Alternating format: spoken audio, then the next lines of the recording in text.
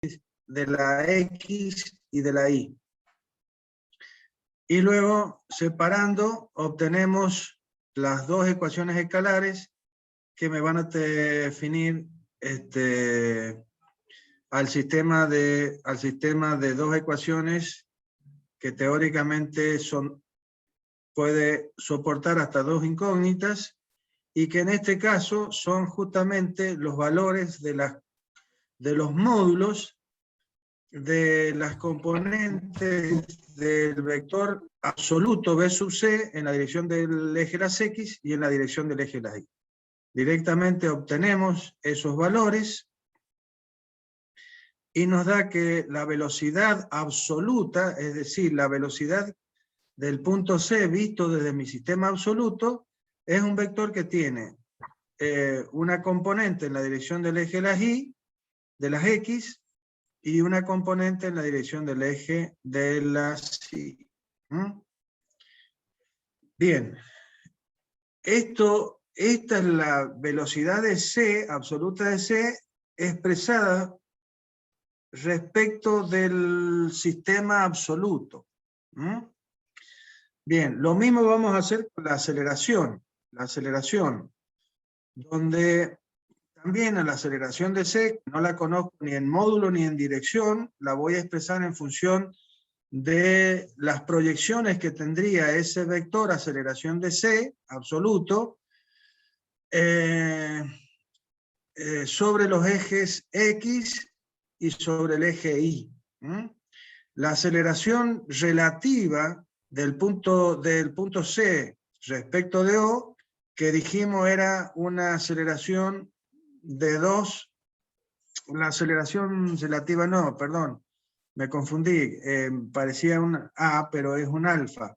La aceleración angular CO, que vale menos 2K, porque acuérdense, negativo, porque está rotando en sentido horario, y la aceleración angular también es en sentido horario. La aceleración de CO, en este caso sí es la aceleración relativa, que tienes el punto C desplazándose o alejándose de O, y que dijimos valía 3.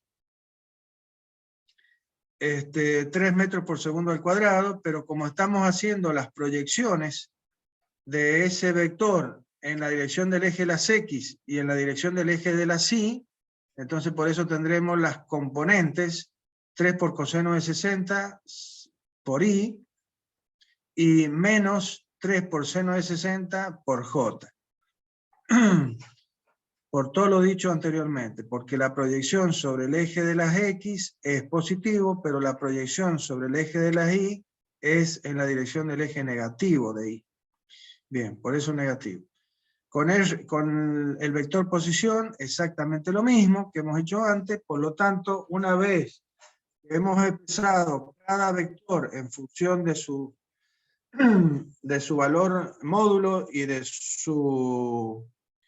versor que lo define al vector, es que en la ecuación de aceleración vamos a reemplazar cada uno de estos vectores.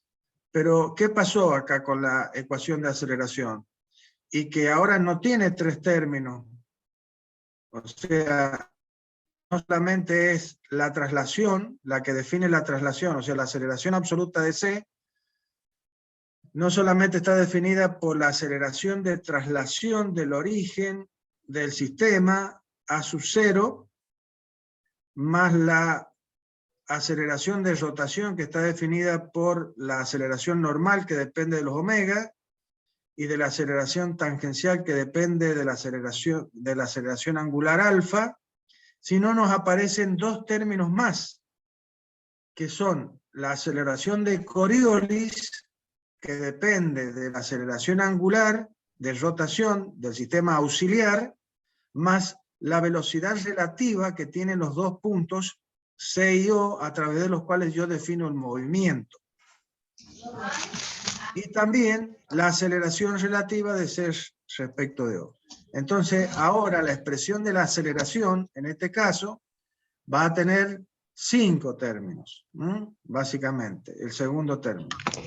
En el caso 1 teníamos solamente 3 términos, los primeros 3 términos, y ahora nos aparece don Coriolis, que es el que define, o el que explica, o el que expresa la diferencia de un sistema auxiliar que va a rotar respecto de un sistema auxiliar que no rota. Bien, básicamente.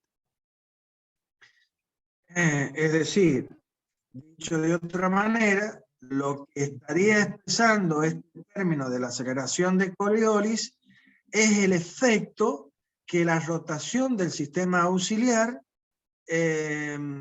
realiza sobre los elementos que están sobre el sistema auxiliar. Es decir, la Tierra, como vimos, que es un sistema auxiliar, nosotros estamos montados sobre un sistema auxiliar que además de trasladarse a través de una órbita, rota respecto de su eje. Nosotros que estamos sobre este sistema auxiliar que se traslada y rota, recibimos el efecto de esta rotación, que es justamente el efecto de la acción de la gravedad, entre otras cosas. Y los cuerpos, como estábamos diciendo, las partículas que se mueven en esta atmósfera reciben el efecto de esa rotación y esa traslación, y que genera, como dijimos, los ciclones, básicamente. Bueno. Entonces, ¿qué es lo que hemos hecho? No es otra cosa que reemplazar en esta ecuación de la aceleración de C todos los valores de cada uno de los vectores que hemos indicado. Resolver, no lo voy a leer de vuelta, porque básicamente es que ustedes lo vean y lo resuelvan. Cada producto vectorial, resolver cada producto vectorial de K por I, de K por J, un primer producto vectorial, y luego, una vez que se hace ese, volver a realizar el segundo producto vectorial, en el caso de la aceleración normal. Con la aceleración tangencial es una sola vez, K por I y K por J. Después, con la aceleración de Coriolis, básicamente es un solo producto vectorial, que es K por I, no, perdón, y K por J. Y la aceleración relativa directamente está expresada en función de I de J. Bien, una vez que resolvemos esto, obtenemos la ecuación de la aceleración de C, que está expresada en sus componentes, básicamente en X y en Y. Por lo tanto, separamos en la dirección del eje de las X, en la dirección del eje de las Y, obtenemos las dos ecuaciones escalares, el sistema de dos ecuaciones, que directamente nos van a dar los módulos de las proyecciones de la aceleración de C en la dirección del eje absoluto X y en la dirección del eje absoluto Y, básicamente.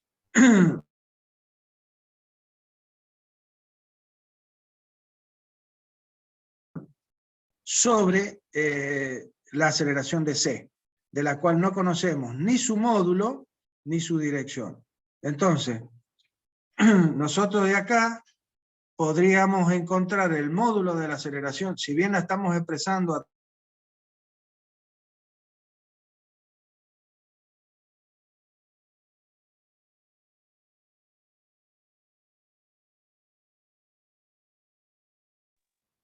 ¿Me confirman que se cortó el audio, chicos? Sí, profe, se cortó. Ok, un segundito entonces. Hugo, se te corta el audio.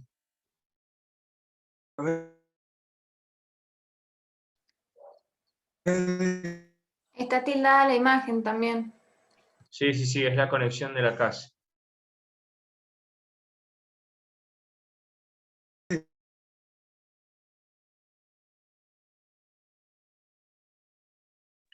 Ahí se le cortó la conexión. Denme un segundo, ya arrancamos de nuevo, ¿sí? La aceleración de C a cada uno de estos vectores. Había hablado sobre la aceleración de Coriolis, creo que espero que lo hayan escuchado.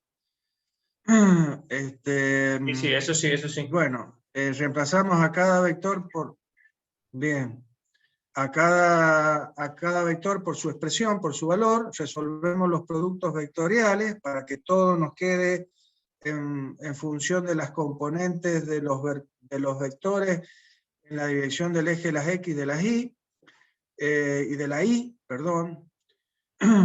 Entonces llegamos a las dos ecuaciones escalares, una que la proyección sobre el eje el eje X y la otra proyección sobre el eje Y. O sea que obtenemos los módulos del vector aceleración de C en X y en Y. Y bueno, y ahí expresamos a la aceleración de C a través de sus proyecciones, menos 10,12 metros sobre segundo cuadrado. Ahí no hay un pequeño error, tendría que decir cuadrado ahí, según Y, menos 7,3 metros sobre segundo cuadrado según J. Si quisiéramos obtener el módulo, ¿qué tendríamos que hacer? Pitágoras, y después el ángulo, hacer trigonometría. Bien, ahí lo tenemos expresado. Hemos resuelto la aceleración de C y absoluta del punto C, mirado desde mi sistema absoluto, habiendo hecho todas las proyecciones de los vectores sobre el eje sobre el eje X y sobre el eje Y. Ahora vamos a hacer una pequeña diferencia, y es que vamos a expresar los vectores, pero sobre el eje, sobre el sistema auxiliar, X1 y 1.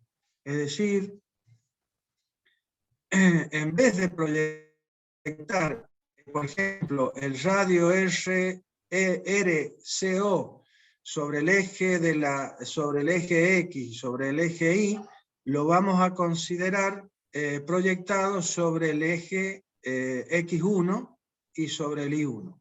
Pero ¿qué pasa?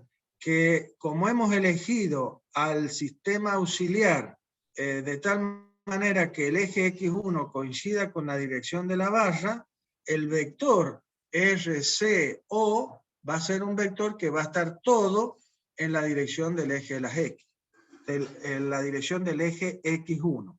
Perdón. Entonces, ¿qué pasó? Y va a pasar justamente lo que acabo de decir. Entonces, de la misma manera, la velocidad, porque lo que vamos a calcular va a ser la velocidad de C, como lo hicimos anteriormente, la velocidad de C, para la cual la velocidad de O vale 0. El omega CO vale menos 3K, y el radio CO lo habíamos obtenido como las proyecciones, ¿sí? La diferencia estaría, disculpen que los lleve para atrás y para adelante, pero es para mostrarles básicamente. Entonces, la velocidad del origen va a ser 0, porque es un punto que pertenece a la parte fija.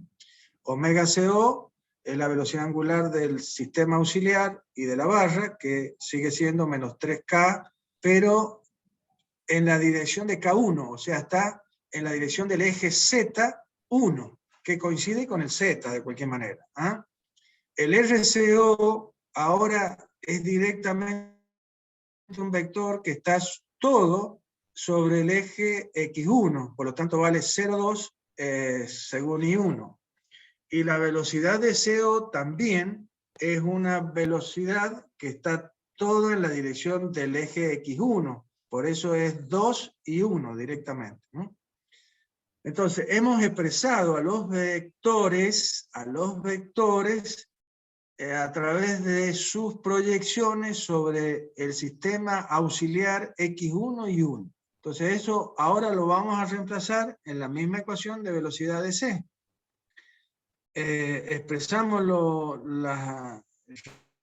Reemplazamos a los vectores sus valores, bien, resolvemos los distintos productos vectoriales y obtenemos una que está inestable, espero que no se haya cortado, que la velocidad de C, expresada a través de los versores relativos I1 y J1. Lo mismo vamos a hacer con la aceleración. Fíjense que la aceleración relativa de CO también va a valer menos 2 por K1, y la aceleración relativa de CO, la aceleración angular, perdón, de CO vale menos 2K1, y la aceleración relativa de C respecto de O sea, la aceleración con que se desplaza el collarín hacia afuera, es de 3 según I1. Por lo tanto, si reemplazamos en la ecuación de aceleración y resolvemos, pero siempre con los vectores expresados en función del sistema auxiliar, vamos a llegar a una expresión de la aceleración de C que va a valer 1,2 por I1 más menos 12,4 según J1. Esto es los valores de la aceleración de C, pero referidos al sistema auxiliar. Para transformar estas proyecciones, porque estas serían las proyecciones tanto de la velocidad como de la aceleración, pero expresadas en función del sistema X1 e I1, las proyecciones sobre este sistema, tanto de la velocidad como de la aceleración.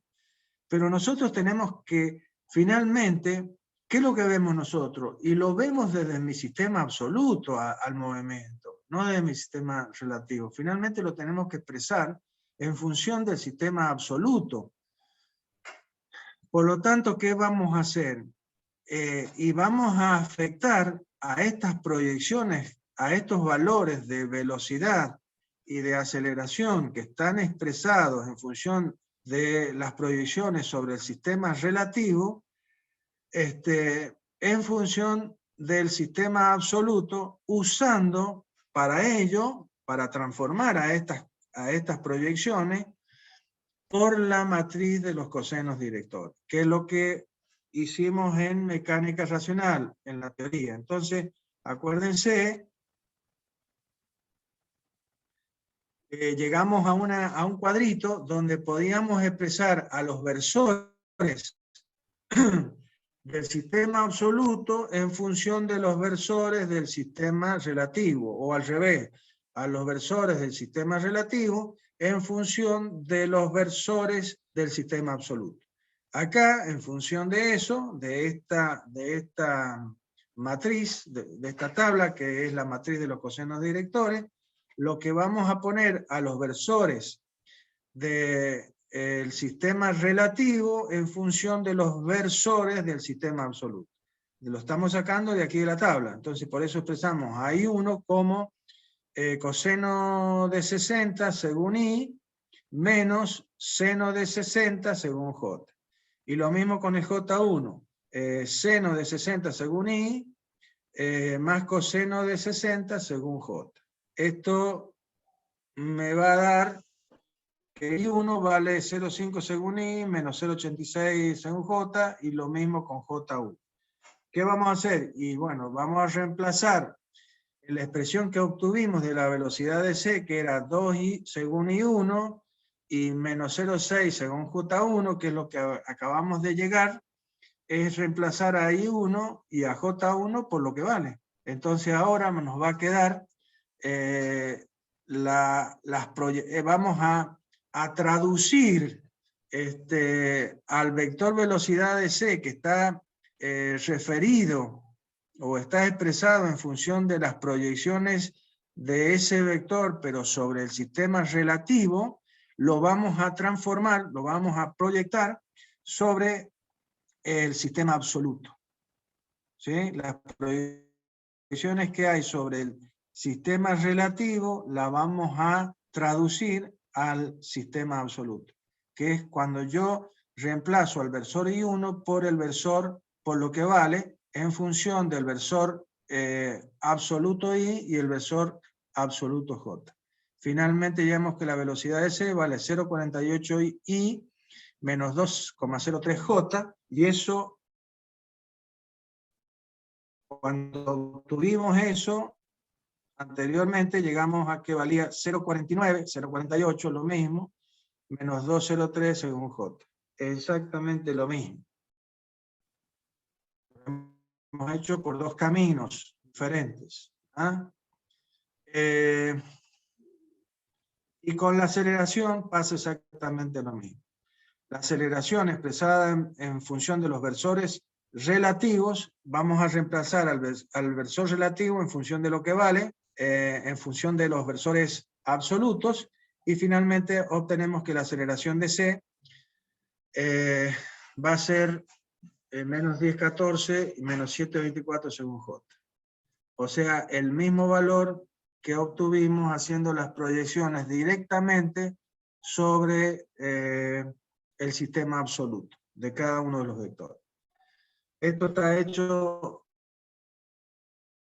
que es un ejemplo muy, muy simple, y bueno, para mostrar la diferencia y para que ustedes vean cuál es la función de la matriz de los cosenos directores. Bien, estos son ejemplos simples, vuelvo a repetir, considerando un sistema muy, muy simple como es el movimiento de rototraslación de una barra respecto de un elemento fijo que va a ser la parte fija, que va a ser el bastidor, como ya vamos a ver. Es decir, una barra AB que se mueve respecto de una parte fija que está representada por estas dos guías. Esas dos guías son la parte fija de este mecanismo.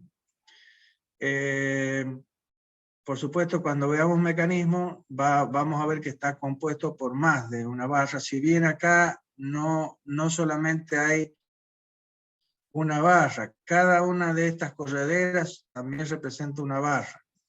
Pero el movimiento, digamos, es para expresar el movimiento de rototraslación de esta barra única, básicamente. Pero todo lo que hemos planteado acá es exactamente lo que necesitamos para poder resolver un mecanismo como los que vamos a ver. De una forma, o sea, aplicando un método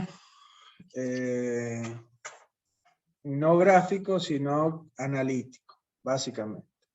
Bien, esto lo vamos a hacer para cada uno de los eslabones, como vamos a ver, o elementos o barras que componen al mecanismo. Bien, con esto hemos finalizado el tema de mecánica racional y mecanismo. Vamos a introducirnos entonces ahora a la parte de me salí, ¿qué estará? No.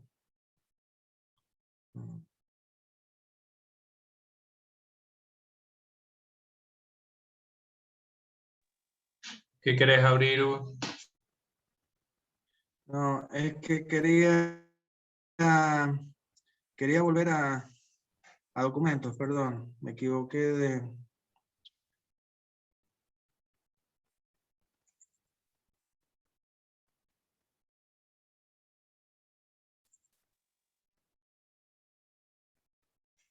Un segundo, por favor.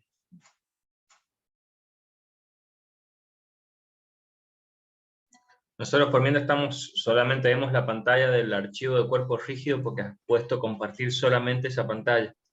Vas a tener que poner compartir de vuelta y elegir la otra pantalla que vos querás. O sea, la ventana nueva que abrás.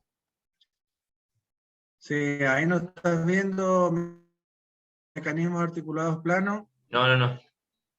Manuel. No estamos viendo eso. Seguimos viendo la de mecánica del cuerpo rígido, última cerral.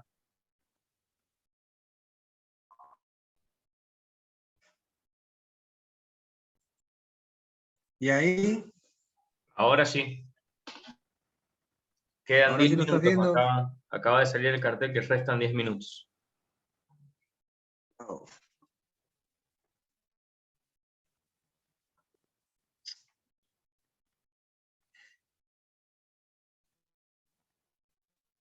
Bueno.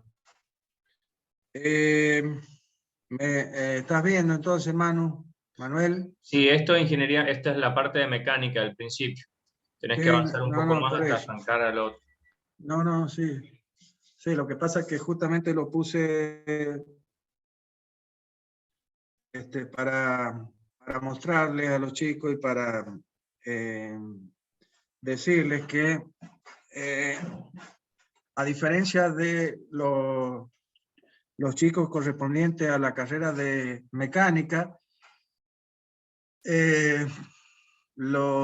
ustedes que son de industrial ven todo lo que tiene que ver con el análisis, ¿sí?, de los mecanismos, básicamente.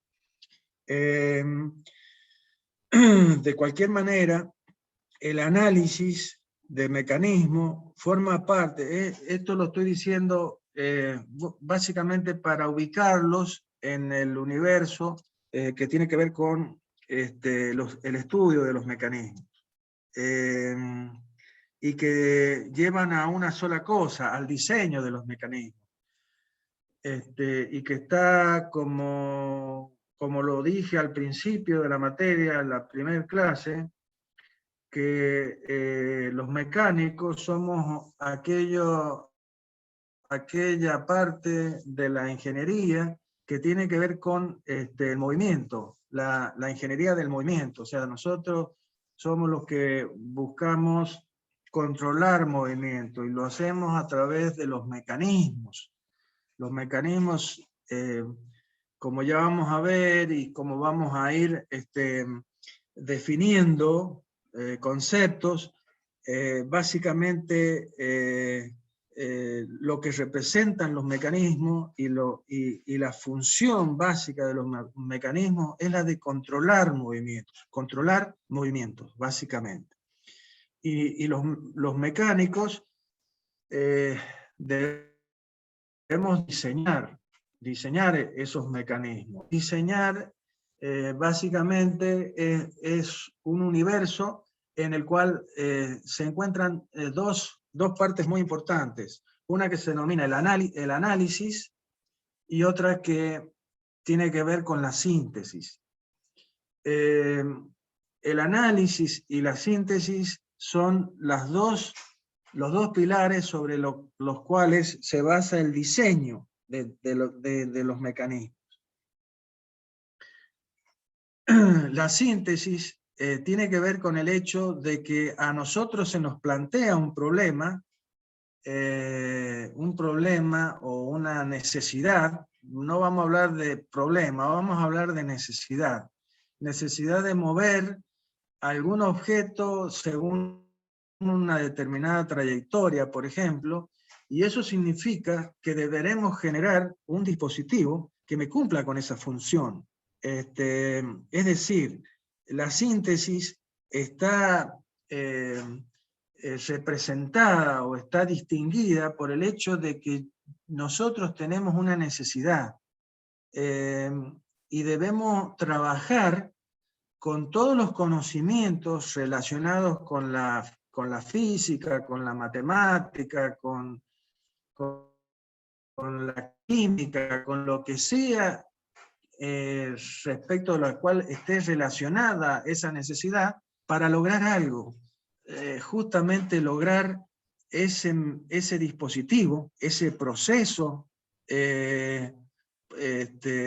porque no solamente puede ser llegar a encontrar un mecanismo, puede ser que debamos definir un proceso, un proceso que defina que yo parto de una materia prima y termino en un producto terminado. Eso también tiene que ver con sintetizar, con generar, resolver un problema. Eso es lo que tiene que ver con la síntesis. Llegar a lograr un proceso que me genere un producto terminado a partir de una materia prima, o llegar a obtener un elemento físico como un dispositivo, un mecanismo, luego de agrupar una serie de incógnitas, de variables, que finalmente me dan un elemento físico que yo pueda finalmente analizar. Es decir, la síntesis parte de algo no físico para llegar a algo físico. El análisis necesita de lo físico para poder analizar. Por eso análisis significa descomponer en sus partes integrantes, y síntesis significa agrupar para poder lograr ese elemento físico que queremos. Quiero mostrar esto solamente para que ustedes tengan una idea, porque muchas veces hablamos de diseño, hablamos de síntesis, y yo lo voy a expresar, y no quiero que ustedes queden en el aire cuando yo diga síntesis. Síntesis es una parte del diseño, y es a través de la cual nosotros llegamos a obtener aquello físico que nos va a poder resolver la necesidad que tenemos. Y ese elemento físico puede ser un proceso o puede ser algo físico como un mecanismo. Todo esto que está acá versa sobre justamente toda esa cuestión. Y lo que quiero mostrarles es algo que trato de mostrárselo a los mecánicos, y es el hecho de que estemos donde estemos, seamos ingenieros de lo que seamos, algo muy importante es que el ingeniero va a tener que comunicarse a través de reportes de ingeniería que se llaman,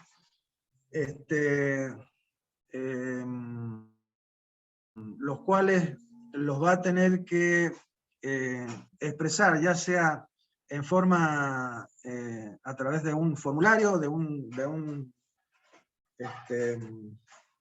informe, o en forma verbal, pero ya sea a gente que está por encima de él, un jefe, un cliente, o a un subalterno. Y en esa acción de información, tanto verbal como escrita, una persona debe distinguirse en eso que está indicado ahí. Yo puedo ser la persona más lista del mundo, pero nadie lo sabrá si no puedo comunicar mis ideas con claridad y brevedad. ¿Sí? Es decir, por más que nosotros sepamos algo, si no lo sabemos expresar, es como si no lo supiéramos. Bien. Era eso nada más. Bien. Vamos a entrar en nuestro proceso, en nuestra segunda parte de la materia, que tiene que ver con los mecanismos y con las máquinas. Vamos a hacer una pequeña referencia a qué diferencia hay entre un mecanismo y una máquina, lo que como primera medida. Vamos a ir expresando una serie de términos nuevos y de conceptos que posiblemente los tengamos o no, pero que son necesarios para poder ir entendiendo todo este tema.